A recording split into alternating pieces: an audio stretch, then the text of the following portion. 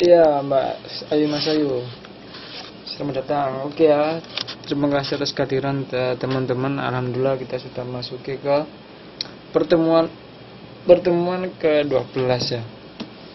Jadi kita memang sudah UTS ya, tapi kita masih ada beberapa pertemuan yang harus kita laksanakan ya. Jadi kita kurang 2 pertemuan lagi ya.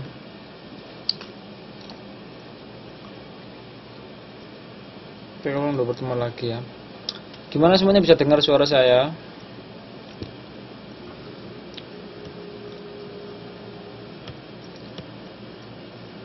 Oke ya. Jadi saya mau menghabiskan materi ini dulu sambil kita nonton video ya. Sekolah pelajaran nonton video kan enak ya. Nanti jangan sampai ketiduran tapi ya. Sampai mana kemarin kita? Pak, nilai UAS kapan dibagi? Waduh, yang dapat 100 kayaknya buru-buru lihat nilai ini. Belum saya koreksi ya, ini masih repot nih.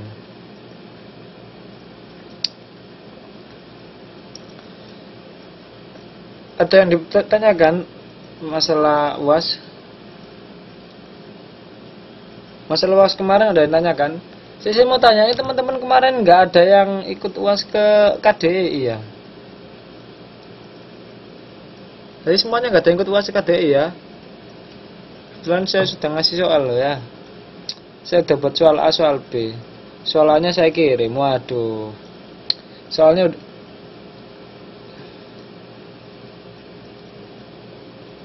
bilangnya kapan, Mbak? Saya waktu disuruh bikin soalnya selesai hari Jumat itu saya harus sudah bikin soal. Jadi saya hari Jumat kemarin tuh udah ngasih soal buat yang UAS di KDI.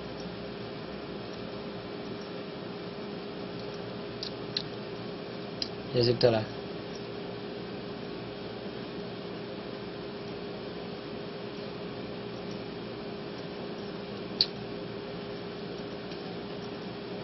Oke, udah. Sebenarnya teman-teman dimanfaatkan sebenarnya ya, kalau misalkan ada UAS atau ujian di KDI itu, terutama UAS lah, UAS atau UTS. Ya, kalau bisa benar-benar disempatkan ya. Kalau misalkan waktu TTM nggak bisa, benar-benar nggak bisa, oke lah. Tapi kalau UAS, UTS, kalau bisa disempatkan, karena apa ya? Itu akan melatih teman-teman mengkondisikan dalam situasi ujian sebenarnya ya. Kondisi ujian sebenarnya, kondisi UNAS ya. Di mana UNAS itu nggak tahu apakah besok teman-teman tuh UNAS bisa online tuh, saya nggak tahu ya. Saya nggak tahu bisa online apa enggak. Tapi ya selama ini yang saya tahu UNAS tuh nggak ada yang online ya. Jadi masih tulis tangan ya UNASnya ya. Masih tulis tangan ya. Dan kan harus hadir Pak lo iya. Iya, maksud saya tuh teman-teman saat UTS atau UAS itu sebisa mungkin itu disempatkan ya, sebisa mungkin. Karena kondisi teman-teman ujian di KDI ya dengan teman-teman ujian sendiri di rumah. Kan kemarin kan teman-teman UASnya kan sendiri di rumah ya, saya kasih soal terus teman-teman kerjakan sendiri di rumah. Masalahnya panjang Pak, bukan masalah itu. Kalau melatih mental kita sih oke, tapi dari awal mula masuk KPC itu nggak ada di peraturan kita bakal UTS atau US, bahkan UN pun semua tetap bercanda. Nah, maksudnya gimana nih Pak? Bukan masalah, kalau melatih mental kita sih oke, tapi dari awal mula masuk KPC itu nggak ada di peraturan kita bakal UTS atau UAS, bahkan UN pun semua mata pelajaran di area yang sama.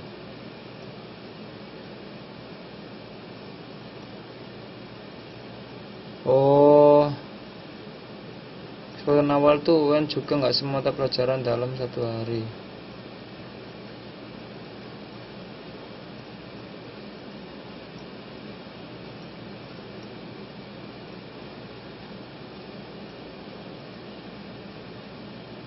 Sekarang jauh UTS semua mata pelajaran 1 hari.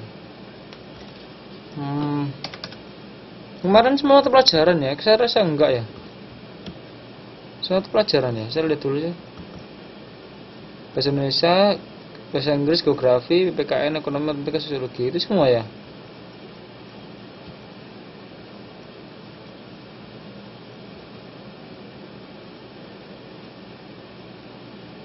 Oh, iya.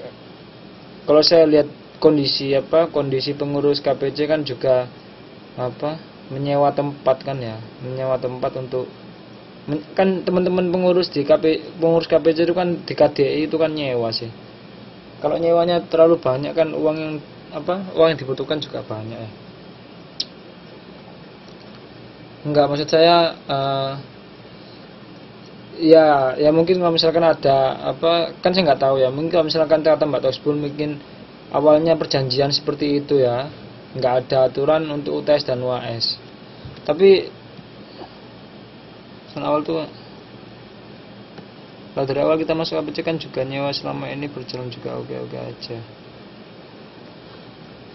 Iya bukan gitu maksud saya Mbak, ya itu kan mungkin di luar pengetahuan saya masalah UAS atau UTS 1 hari full semuanya, ataupun masalah UAN. Enggak yang saya sarankan, yang saya tekankan di sini, teman-teman paling enggak kalau teman-teman bisa UAS di KDI ya, atau melaksanakan ujian di KDI, itu bisa melatih mental teman-teman saat kondisi ujian sebenarnya gitu ya. Soalnya enggak, ini cuma saran saya saja kan ya. Jadi makanya saya bilang langkah baiknya itu disempatkan. Teman-teman pengurus teman-teman pengurus nggak nyuruh saya untuk ngajak siswa supaya hadir ke ADI, nggak nyuruh, cuma saya ngasih gambaran aja. Soalnya kondisi UNAS itu beda ya sama kondisi UAS ya. Jadi kalau misalkan UAS tuh saya bisa ngasih soal gampang-gampang, saya bisa ngasih soal, kok suara Pak Sufyan putus-putus sih, apa ya. Sekarang gimana, udah lancar belum?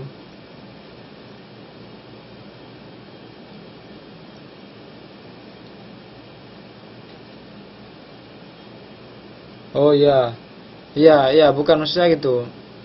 Iya Mbak Tosbul. Maksud saya ya itu melatih kondisi UAN itu ya. Soalnya yang menentukan teman-teman nanti itu ujian nasional ya. Soalnya tutor nggak berwenang ya dalam ujian nasional ya. Kalau misalkan saya bisa kasih soal yang bisa dikerjakan dengan tutup mata saja bisa ya. Tapi kan nggak gini juga kali masa sehari semua pelajaran memang kita sendiri memikir sekolah. Oh ya kembali ke diri kita masing-masing sebenarnya. Kembali ke diri kita masing-masing saja Mbak. Jadi misalkan sudah ada fasilitas untuk melaksanakan kegiatan belajar mengajar itu, kembali ke diri kita sendiri aja, bagaimana kita menyikapi gitu. Bagaimana masalahnya perjanjian awal kita masuk enggak gini Pak, masuk lagi Pak. Iya bahas itu Mbak, bahas UAS di KDI ya Mbak Tosbul. Jadi maksud saya itu ini di luar kan saya bilang tadi, di luar sepengetahuan saya masalah perjanjian, masalah masalah UAS itu sehari penuh atau enggak. Ini kan saya cuma ngasih saran sih, saran bahwasanya kalau bisa disempatkan. Dan itu kembali ke teman-teman sendiri, kembali ke diri teman-teman sendiri. Misalnya teman-teman merasa hal ini baik, itu dilaksanakan. Merasa hal itu kurang baik buat dirinya, ya nggak apa-apa. Kan saya kan memberikan sekedar motivasi saja. Saya cuma memberikan sekedar motivasi. Soalnya saya juga nggak tahu masalah aturan itu itu di luar wewenang tutor sebenarnya, nggak tahu ya. Itu tutor nggak diberi permasalahan itu ya. Jadi tugas tutor sini kan adalah mengajar dan memotivasi sebenarnya. Memotivasi teman-teman agar mau belajar gitu, agar serius belajar kan. Itu tugas kita itu. Kalau masalah perjanjian kan kita nggak tahu ya. Jadi saya cuma ngasih saran, ngasih motivasi seperti itu ya. Selebihnya kembali ke teman-teman sendiri ya. Bagaimana teman-teman keinginan teman-teman, bagaimana yang dianggap teman-teman itu baik, itu teman-teman sendiri yang tahu. Oke, untuk UAS ada yang dipertanyakan yang kemarin. Saya rasa UASnya enggak begitu sulit ya. Ya kalau bagi teman-teman yang ikut yang sering ikut kuliah, yang sering ikut kuliah, yang masuk terus kelas kan mesti bisa jawab ya. Pasti bisa jawab ya. Tapi kalau teman-teman yang enggak pernah masuk, tapi ada satu ini yang belum mengumpulkan UAS ini, Mbak Atun. Iya, setelah Mbak Atun itu belum mengumpulkan tugas 3, tugas 4. Iya. Ya terus saya gimana sih nilainya Mbak Atun ini? Saya kasih nilai, oh Mbak Atun nggak mengumpulkan UAS, saya kasih 70 lah. Sulapan saya berarti lah. Oh gitu ya. Ya kalau gitu saya nggak saya kasih nilai aja ya, nggak apa-apa ya, biar misalkan kan nggak saya kasih nilai, mungkin nanti nggak memenuhi SKM, saya kasih remedi. Kalau nggak mau ikut remedi ya gimana lagi, nggak naik kelas ya. Nanti biar bagaimana kata kepala sekolah ya, kepala sekolahnya ya ampun pentingnya enak banget Pak, nggak ngerjain dapat nilai. Loh iya, maksud saya kan Mbak Atun kan nggak ngumpulkan tugas 3, 4, nggak ngumpulkan UAS. Sekarang saya bingung ngasih nilai. Nggak mungkin kan saya kasih nilai sulapan kan? Ya enggak, ya BKT tapi kalau sulapan ya saya bukan jadi kobuzer ya. Jadi nanti gimana? Walaupun teman-teman yang lain juga ya, teman-teman yang lain juga gitu ya. Kalau nggak ngumpulkan ya, kalau saya lupa mengingatkan, nggak ada nilainya, ya mau gimana lagi ya, saya nggak bisa sulapan ya. Kalau nggak ada nilainya ya, kalau nilainya kurang dari SKM ya remedi ya. Kalau nggak ikut remedi ya nggak naik kelas ya. Ya itu aja, gampang lah. Kita sistemnya dibikin mudah aja ya. Kalau teman-teman mau ikut ya nilainya bagus. Kalau teman-teman susah ikut, ya nilainya agak kurang bagus, gitu aja. Tapi sama saya itu gampang-gampang aja ya. Saya coba gampangan ya. Waduh. Oke, ini sudah saya start ya. Ini saya ulas sekilas ya masalah yang kemarin ya. Pembangunan, saya habiskan materi ini dulu ya. Masalah pembangunan berwawasan lingkungan dan berkelanjutan ya. Kemarin sudah saya jelaskan bahwa pembangunan adalah upaya untuk meningkatkan kualitas hidup secara bertahap ya, bertahap ya. Jadi nggak ujuk-ujuk ada ya.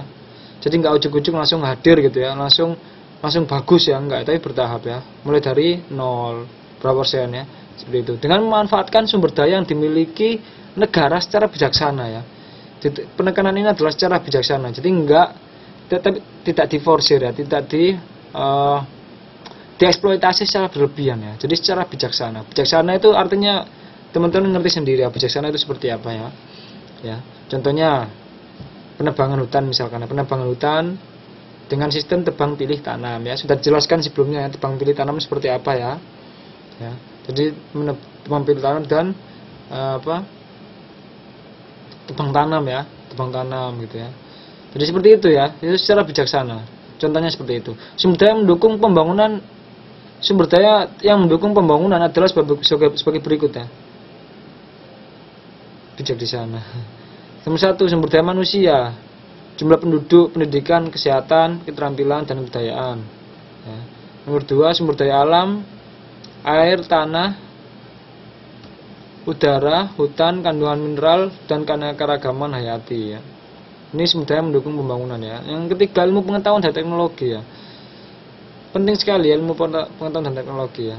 Dengan ini kan manusia bisa mengembangkan ya, penelitian ya. Contohnya ini yang termasuk dalam ilmu pengetahuan dan teknologi kok. Contohnya adalah komunikasi, transportasi, teknologi, ilmu pengetahuan dan rekayasa ya.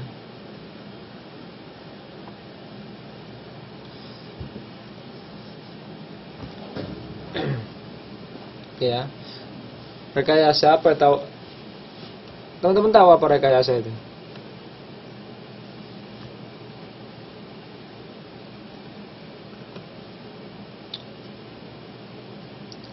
Halaman berapa? Ini Mbak, dibuka, lihat presentasi saya saja. Kan yang di buku itu kan dirangkum di presentasi ini ya. Ya. Jadi lihat di presentasi saya saja ya. Di buku sebenarnya juga ada.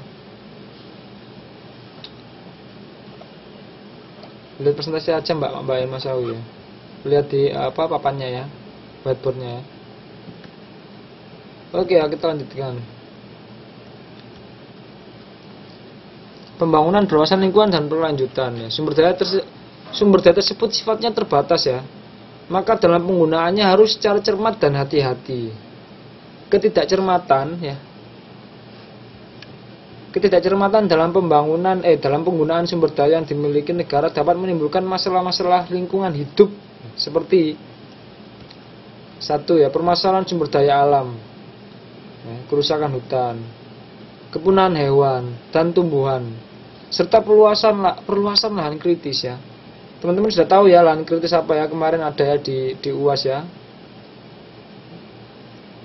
Ada soalnya ya, lahan kritis itu apa ya? Gampang ya. Nomor 2, selanjutnya permasalahan pemukiman ya. Sanitasi ya, sanitasi, air ya, sanitasi ya. Pemukiman pemukiman kumuh. Air bersih dan kesehatan lingkungan ya. Jadi ini beberapa masalah-masalah lingkungan hidup ya. 3, polusi lingkungan ya. Polusi lingkungan contohnya pencemaran air, tanah, dan udara. Contohnya pencemaran air apa ya? Kemarin ada di UAS ya. Contohnya pencemaran air. Sebentar saya buka dulu.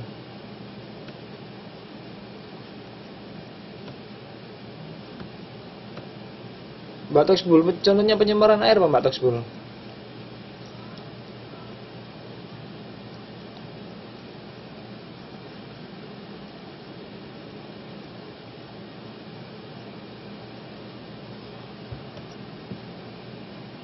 Mungkin yang lain, Mbak Kotia?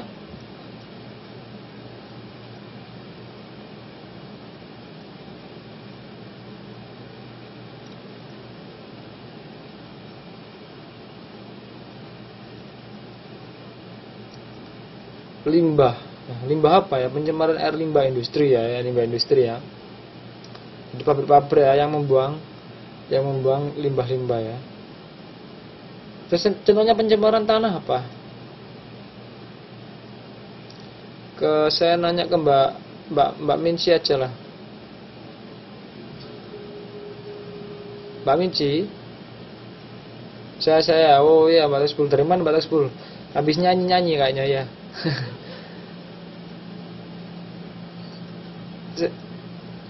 Mbak Minci. Ya udah Mbak Toksbul silakan. Apa contohnya pencemaran tanah?